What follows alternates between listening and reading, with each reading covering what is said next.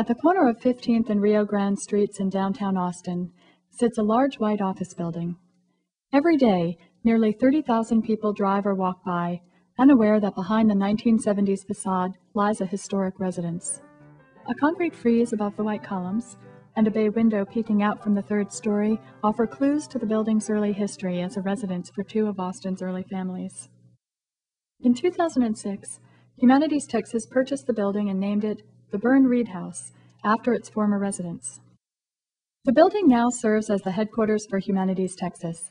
As a nonprofit state affiliate of the National Endowment for the Humanities, Humanities Texas sponsors lectures, exhibits, and other programs in communities in every region of the state.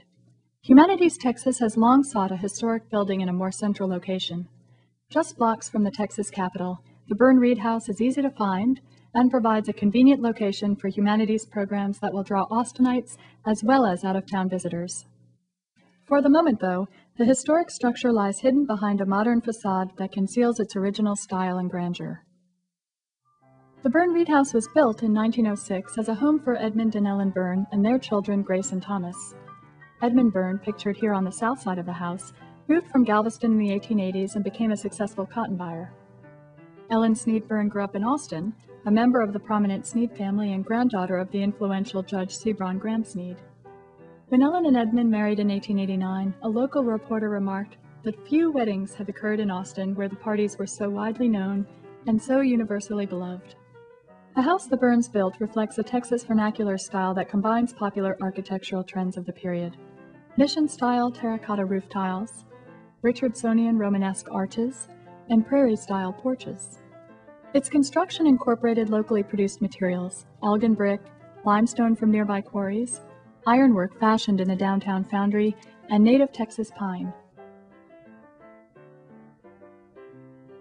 In 1915, Ellen Byrne died. Her widower then sold the house to the Reed family.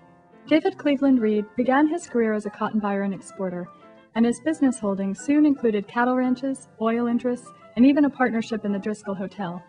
Like his brother Malcolm, Dave Reed played an important role in the city's civic life, serving on Austin's school board and on the first city council. Dave and Laura raised two children in the house. Pictured here with a friend, daughter Ruth Irene sits on a pool table and brandishes a cue in a first-floor room of the Byrne-Reed House. This image of Laura Reed resting just beyond the staircase suggests the generous dimensions of the original living room. The house's conversion to offices in the late 1940s brought about many changes. The most dramatic alteration occurred several decades later when columns were added and the house was covered with white stucco that all but obscures the original features. Throughout the Byrne-Reed House, glimpses of the past remain. The dining room survives intact, and the staircase remains largely unchanged. The arch that once graced the front entrance now bisects a first-floor conference room. And throughout the house, peaks inside closets and above acoustical tile reveal original doorways, crown molding, vaulted ceilings, and hidden windows. Humanities Texas is conducting research and raising money for a restoration that will integrate best practices of historic preservation and environmental sustainability.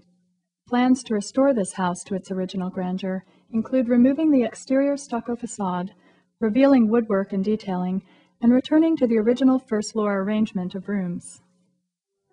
The first floor's large, gracious spaces will allow Humanities Texas to host public events and to expand its mission to communities across the state. The project will be transformative for Humanities Texas as well as for this forgotten architectural treasure. Buildings play an important role in the life of a community and state, and the Byrne-Reed House restoration will remind all who see of the importance of preserving such tangible markers of our collective past.